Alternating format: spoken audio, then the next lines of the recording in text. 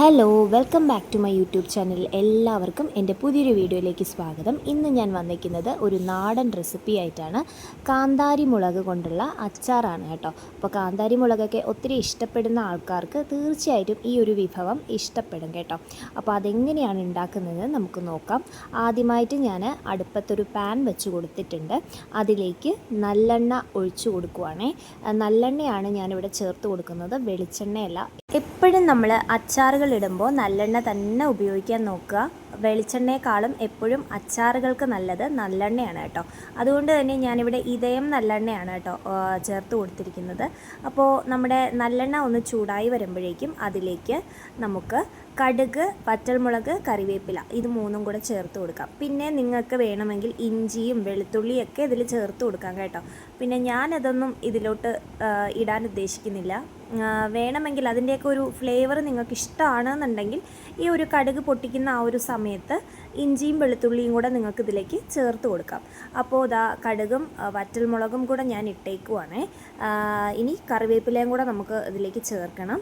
അപ്പോൾ കടുക് നല്ലോണം ഒന്ന് പൊട്ടി വരട്ടെ. അപ്പോഴത്തേക്കും നമുക്ക് കറിവേപ്പിലയും കൂടെ അതിലേക്ക് ചേർത്ത് കൊടുക്കാം കേട്ടോ. ഇനി ഞാൻ അടുത്തതായിട്ട് ചേർക്കാൻ പോകുന്നത് കാന്താരിമുളകാണ് കേട്ടോ. കാന്താരിമുളക് നല്ല നാടൻ കാന്താരിമുളകാണ് കേട്ടോ. വെള്ളക്കാന്താരി ഒന്നുമല്ല, സാധാരണ നമ്മുടെ നാടൻ കാന്താരിമുളകില്ലേ അതാണ് കേട്ടോ. അപ്പം അതിൻ്റെ തണ്ടൊന്നും ഞാൻ ഒടിച്ച് കളഞ്ഞിട്ടില്ല. തണ്ട് ഒടിച്ച് കളയാത്ത എന്താണെന്ന് വെച്ച് കഴിഞ്ഞാൽ, തണ്ട് ഒടിച്ച് കളഞ്ഞു കഴിഞ്ഞാൽ അതിൻ്റെ എരിവ് പോകും എന്ന് കേട്ടിട്ടുണ്ട്. അപ്പോൾ എരിവൊക്കെ അത്യാവശ്യം നിലനിർത്താൻ വേണ്ടിയിട്ട് തന്നെയാണ് കാന്താരി മുളകിൻ്റെ തണ്ടൊടിച്ച് കളയാത്തത് കേട്ടോ. കാന്താരി മുളക് ഇടുമ്പോൾ പ്രത്യേകിച്ച് ഒരു കാര്യം ശ്രദ്ധിക്കണം. കാന്താരി മുളക് ഇങ്ങനെ എണ്ണയിൽ കിടക്കുമ്പോൾ പൊട്ടിത്തെറിക്കാൻ സാധ്യതയുണ്ട്. അതിന് വേണ്ടിയിട്ട് നമുക്ക് വേണമെങ്കിൽ നെടുകെ കീറിയിട്ട് കാന്താരി മുളക് ഇട്ട് കൊടുക്കാം കേട്ടോ. പക്ഷേ ഇത്രയും മുളക് കീറുന്നത് പാടായതുകൊണ്ടാണ് പിന്നെ ഞാൻ അങ്ങനെ കീറിയിട്ടിടാത്തത് കേട്ടോ. അപ്പോൾ പൊട്ടിത്തെറിക്കാൻ സാധ്യതയുണ്ട്. അതുകൊണ്ട് സൂക്ഷിച്ച് അതിൻ്റെ അടുത്തൊക്കെ നിൽക്കണേ. അപ്പോൾ ജസ്റ്റ് ഒന്ന് വഴറ്റി കൊടുത്തപ്പോൾ പിന്നെ പൊട്ടിയൊന്നും തെറിക്കുന്നുണ്ടായിരുന്നില്ല കേട്ടോ. അപ്പോൾ ഒന്ന് വഴറ്റി കൊടുക്കുമ്പോൾ അതിൻ്റെ ആ ഒരു എണ്ണയൊക്കെ അതിലേക്ക് പിടിച്ചിട്ട് പിന്നെ അത് അങ്ങ് പൊട്ടിത്തെറിക്കില്ലേ.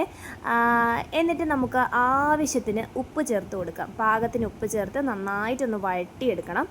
അടുത്തതായിട്ട് നമ്മൾ ചേർക്കാൻ പോകുന്നത് മഞ്ഞൾപ്പൊടിയാണ് കേട്ടോ. അപ്പോൾ ആവശ്യത്തിന് മഞ്ഞൾപ്പൊടിയും കൂടെ ഞാൻ ഇതിലേക്ക് ചേർത്ത് കൊടുക്കുവാണേ. അപ്പോൾ മഞ്ഞൾപ്പൊടി ചേർത്ത് കൊടുത്തിട്ടും നല്ലോണം ഒന്ന് വഴറ്റി കൊടുക്കുക, നല്ലോണം ഒന്ന് മിക്സ് ചെയ്ത് കൊടുക്കുക.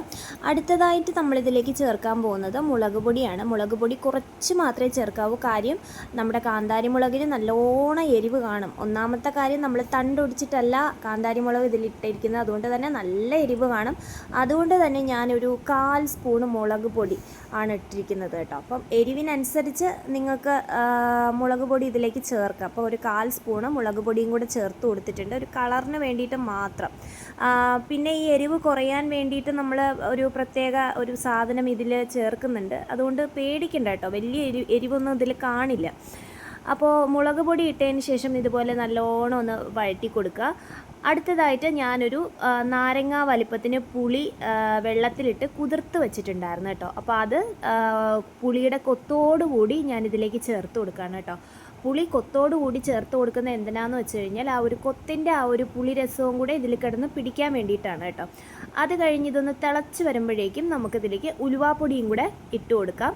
ഉലുവാപ്പൊടി ഇട്ടതിന് ശേഷം കുറച്ച് കായപ്പൊടിയും കൂടെ നമുക്കിതിലേക്ക് ചേർത്ത് കൊടുക്കാം കേട്ടോ. കായപ്പൊടി ഇച്ചിരി കൂടുതൽ ചേർക്കണേ. കായപ്പൊടി നല്ലോണം ചേർത്ത് കൊടുക്കുക. കായപ്പൊടി കൂടുതലുണ്ടെങ്കിലേ അച്ചാറുകൾക്കൊക്കെ നല്ല സ്വാദും മണവും കിട്ടത്തുള്ളൂ കേട്ടോ. അതുപോലെ ഉലുവാപ്പൊടി ഒരു പിഞ്ചൊക്കെ ചേർത്തിട്ടുള്ളൂ കേട്ടോ. നല്ലോണം തിളച്ച് കുറുകി വരണം കേട്ടോ. കുറുകി വരുന്ന ആ ഒരു പരുവത്തിൽ വേണം നമ്മളിത് എടുക്കാൻ. അപ്പോൾ നല്ലോണം തിളയ്ക്കുന്നുണ്ട്. ഇനി നമ്മൾ അടുത്തതായിട്ട് ചേർക്കാൻ പോകുന്നത് ഒരു നാരങ്ങയുടെ പുളിയാണ് ചേർക്കാൻ പോകുന്നത്.